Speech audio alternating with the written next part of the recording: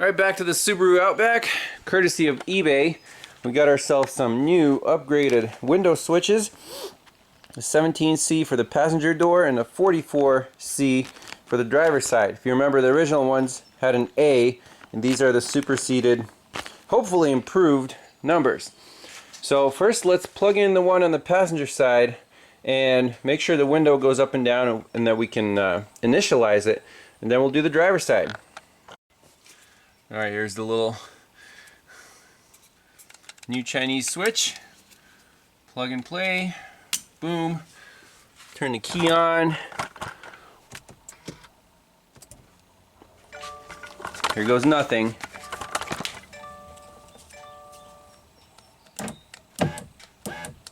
Oh no. We're still only going up in 1-inch increments. Crap! We cooked the motor. Dang it.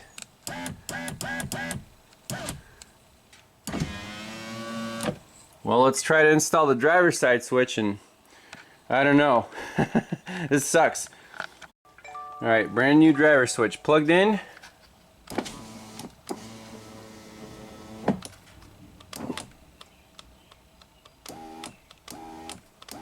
So I guess we need to initialize it. 1001. Auto down works. Auto up works. Okay, so we fixed that problem. Let's try controlling the passenger side window. No beans from here. Rear windows work. Locks work. Window lock works.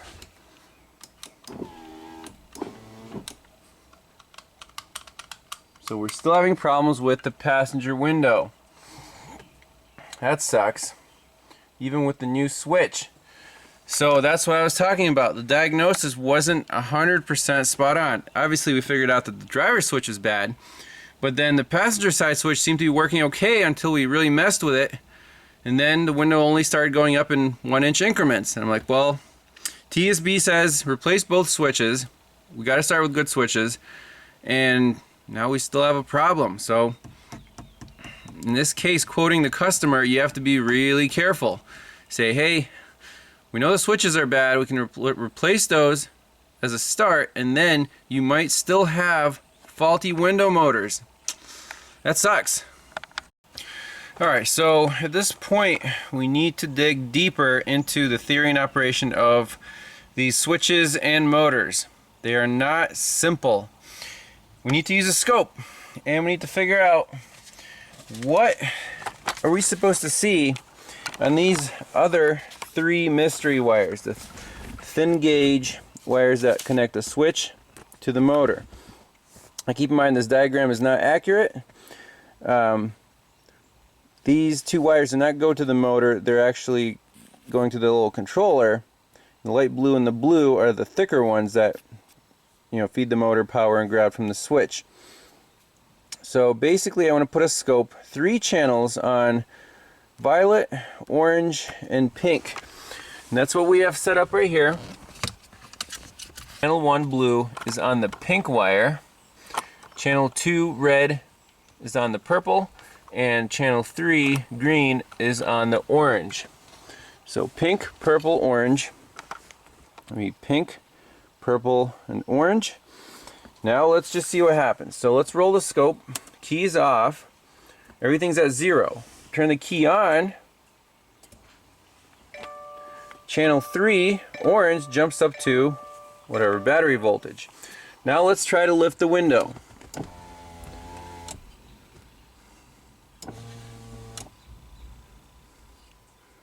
Okay, let's do auto down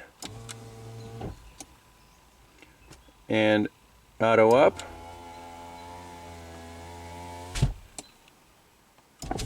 Auto down, auto up.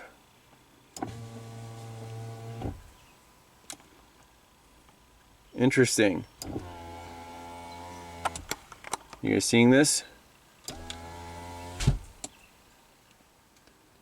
So sometimes they're opposite, sometimes they're the same, but they're 5-volt signals. So this is a smart switch and smart window motor, so they're opposite now. Now they're the same.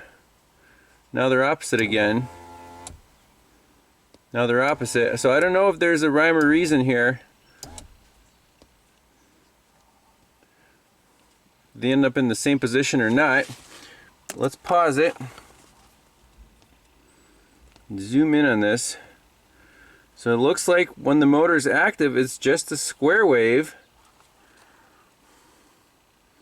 And wherever these things end up, at the top or at the bottom, that's where they stay until the next cycle. So like right here, we have operation, and then they both stay up even though they started in different states. So let's write these down and then go to our passenger side, do the same check on these 3 skinny wires. There's a green, an orange, and a gray. See what happens. Uh-oh. So I used this guy on that orange wire. That was 12 volts. I'm like, I wonder what happens if you just pull that down with a test light, right? Very safe test, 100 milliamps at most. Well, the voltage went down to the green trace right here to about 1 volt, and now we have no more communication, and the window does not want to do anything.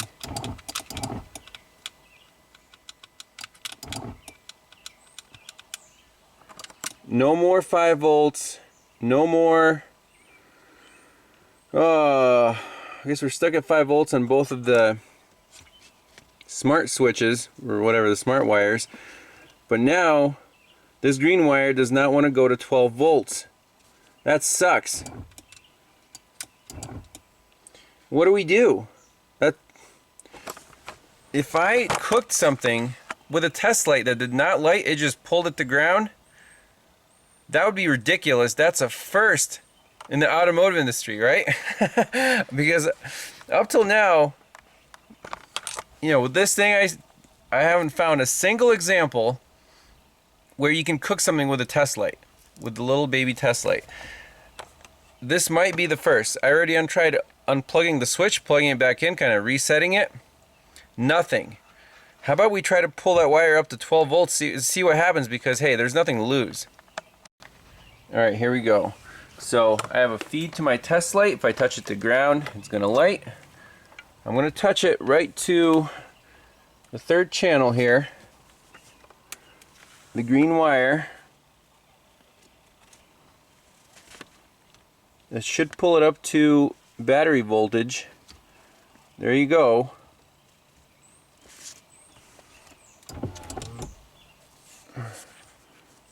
Now let me rig that up so it doesn't fall.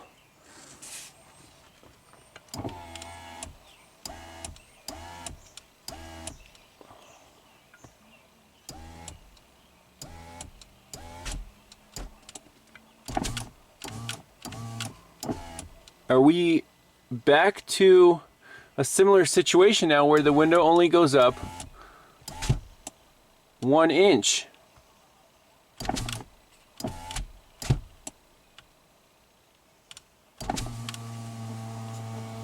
Did we reset it?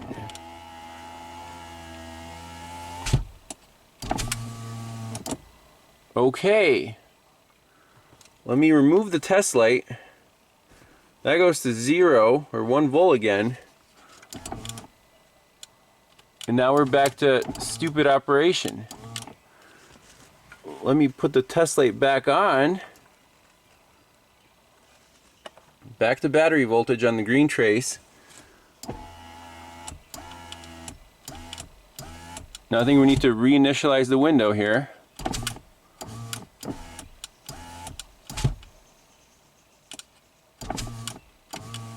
And now it works.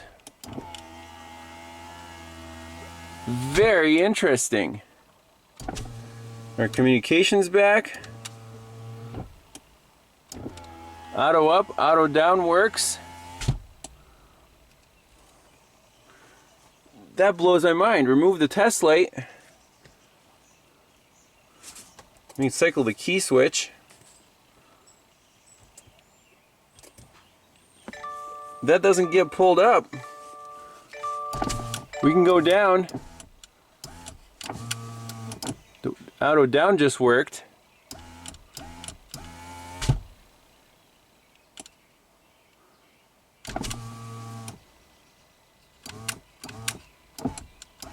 Now we're back to funky 1-inch operation. That really blows my mind. So we can break it with a test light, but we can also fix it with a test light. Let's reinitialize it.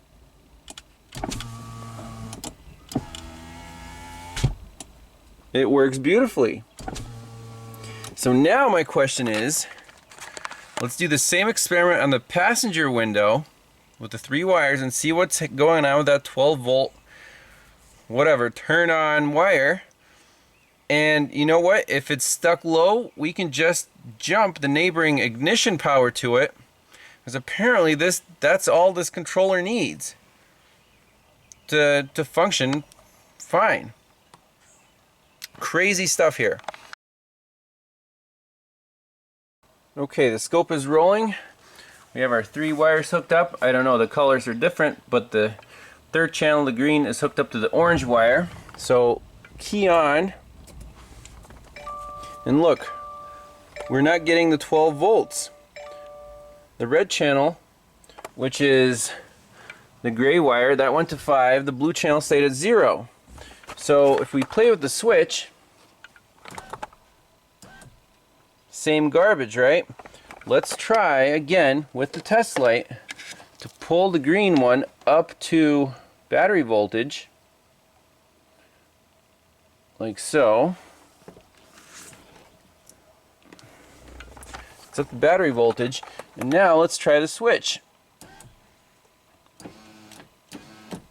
Nope.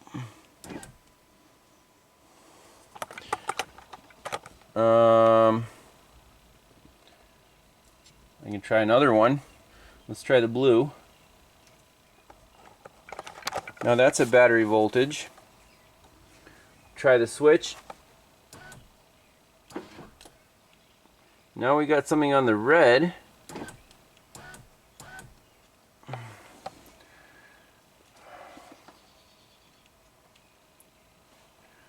Red's up to battery voltage.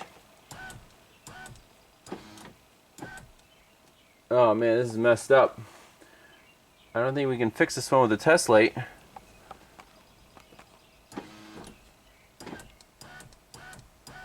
But you see there's no communication or whatever on these wires now.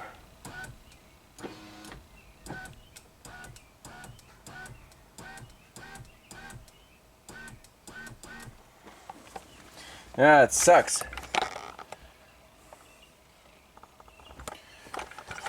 So with a test light, I guess we busted the new driver's switch or motor, but we can power that up with an ignition source and that'll work. But this passenger switch, I don't like it. I think there's something wrong with the circuitry in the motor.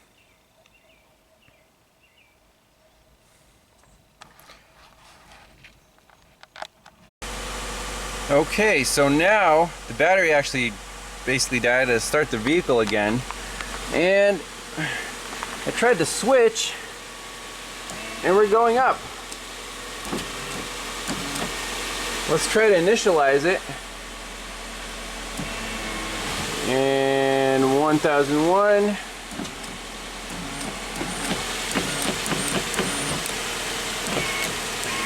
We're not doing the 1-inch crap again. What gives?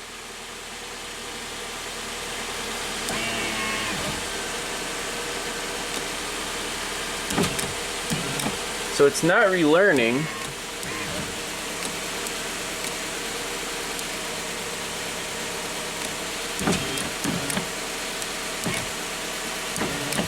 So it's halfway down.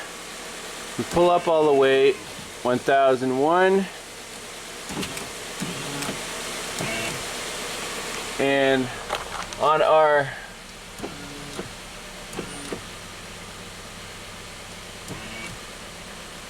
scope, we don't see any interesting waveforms, but the switch actually works. Why are things changing all the time? Let's keep the car running. I think the driver's side switch is still messed up.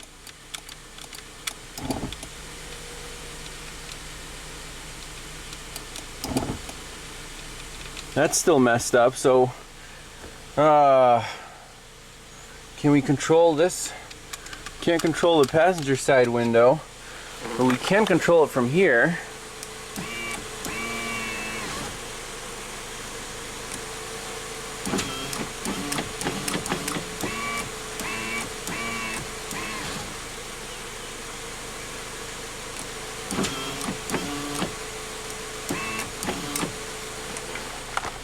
It just blows my mind that something is different again.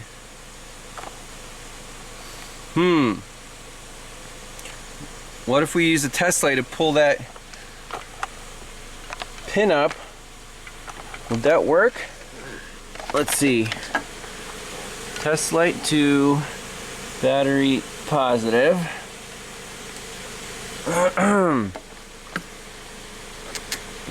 Either I'm going to break something or I'm going to fix something. So orange pin up. That's back at 12 volts. Now, I'm a little excited here. I don't want to lose this opportunity.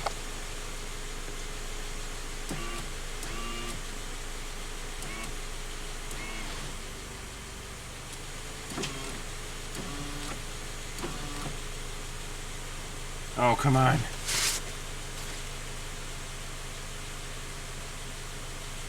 We're still not getting the 5 volt. Did something just click?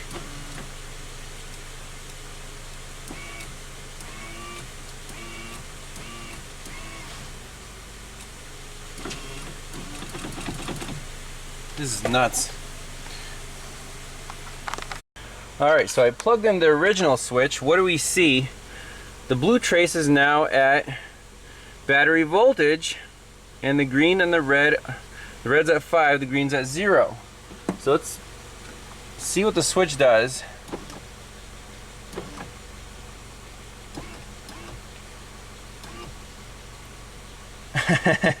So the red's doing the 5 volt thing. The blue is stuck at battery voltage. The green is stuck at 0. And we're back to the 1-inch crap again.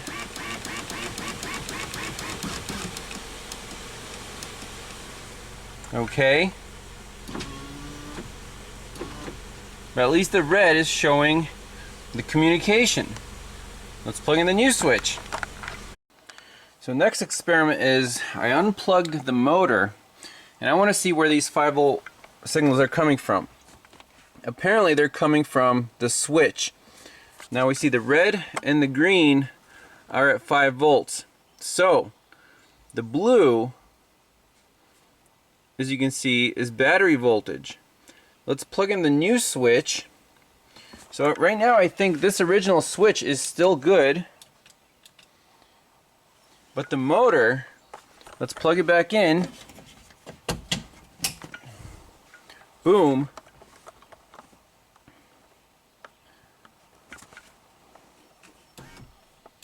That green trace should also be mirroring the red, as we saw with the driver's side. It's not. So the motor here is faulty in the passenger door. The blue is the 12, whatever, the orange wire equivalent. That's a battery voltage, that's fine. So basically this motor needs to be replaced. The original switch is fine. However, the new switch, I think, is not fine. So now with the new switch plugged in, we'd see that power line is at 0.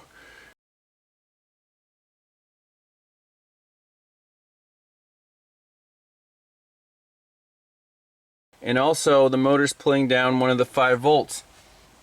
And we have no 5-volt signal even on the gray wire. If we power up the green trace right here, if I can hold that in there. So that's powered up. Now it acts the same as the original switch. We restored the 5-volt, communication on the gray wire, but the blue is still being pulled down by the motor. So in this case, confirmed the new switch for the passenger side is bad. The old one's good. However, the motor is bad in the passenger door.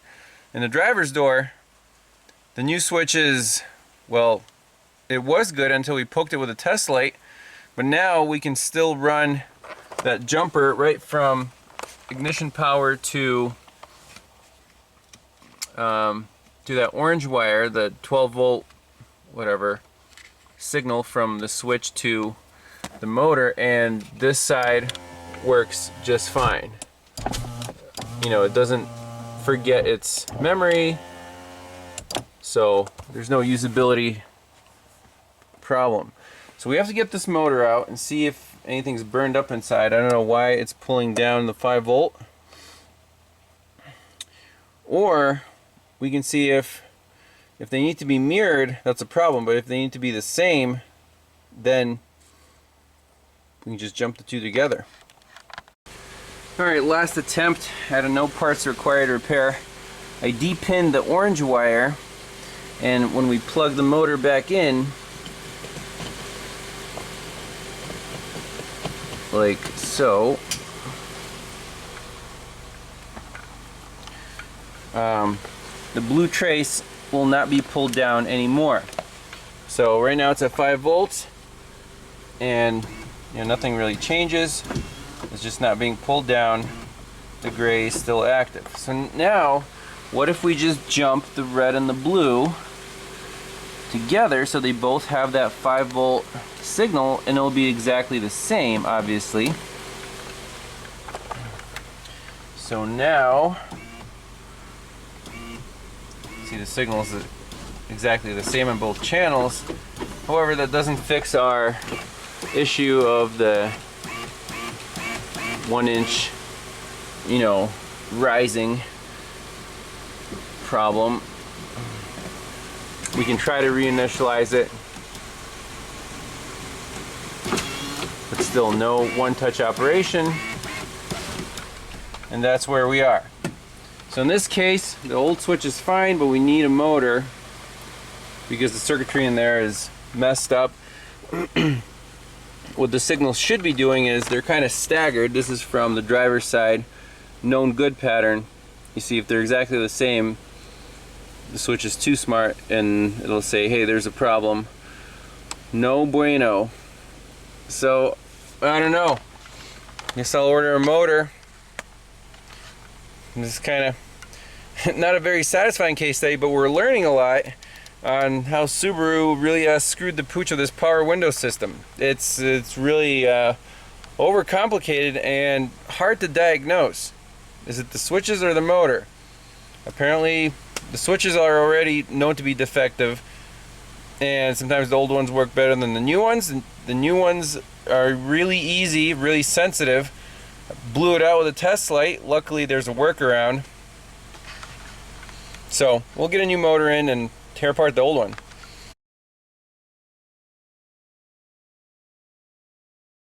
Alright, well, with the old switch, our green trace is at battery voltage.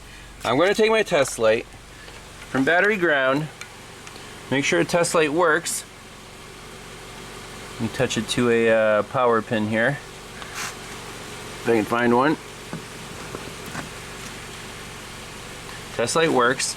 I'm going to touch this green wire, green channel, pull it to ground and see what happens. Will I blow the switch? Test light's not lighting, and that signal stays low. Well, I think I killed the original passenger door switch with the test light as well. That 12 volt green wire apparently is very sensitive, very easy to kill,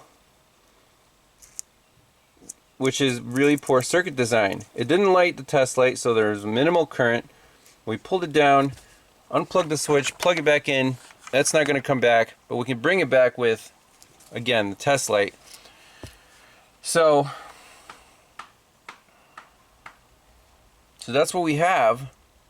So now both the new and the old switches for the passenger door are basically the same, have the same fault, and the driver's side switch has the same fault too, but easy fix. Just run an ignition wire to the to that whatever 12 volt source. But we still need a motor for the passenger door. I think that should be the last part required.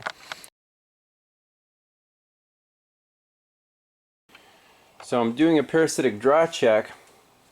We're at 0.2 amps. The car's been sitting here for half an hour. In series ammeter, 150 milliamps. That's way too much. So is there another issue? This is a never-ending case study. Good thing the car belongs to my neighbor, so, and she owns several vehicles, so I can take my time with it. But still, right there, back up to point 2. Something's not falling asleep. Now the car's not locked right now. We can lock it with the key fob, but even if you just leave it like that, maybe you need to take the key with you, huh? Let's grab the key.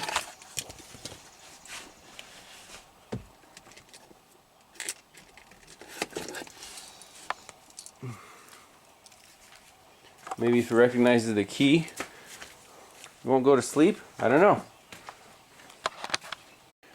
So with the car unlocked and the key fob in the console just like the owner leaves it, our final parasitic draw number is 70 milliamps, and I've seen it drop down to like 35.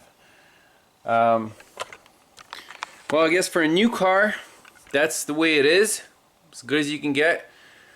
Again, if you leave this thing for a month, dead battery, guaranteed. It's kind of silly that they can't just turn everything off. Something's still awake. On an old car, wouldn't be a problem. You get zero milliamps, maybe 1 milliamp if your clock is running or something. But see this thing? Okay, there it goes. Drops down to 35 milliamps. So no more parasitic draw, but I'm gonna go ahead and bite the bullet, I guess. Order the front right window regulator. I won't charge the customer for the right switch because the original switch, there was nothing really wrong with it, and the fact that just during testing, both the new driver's switch and the passenger switch kind of crapped out. I'll do the little bypass wire for free, but just kind of leaves a bad taste in your mouth, you know. I've never damaged anything with a test light before, and the thing didn't even light up, so just pulling that 12 volt line down ruins something in the circuit board. It's silly. I mean, honestly, on a car, like, what if that wire is shorted to ground? What are you going to do? Buy new components and then have it happen again? That's just poor circuit design. There's no other explanation for it. But in this case, still want the car fixed, so we're going to go ahead and fire the parts cannon again.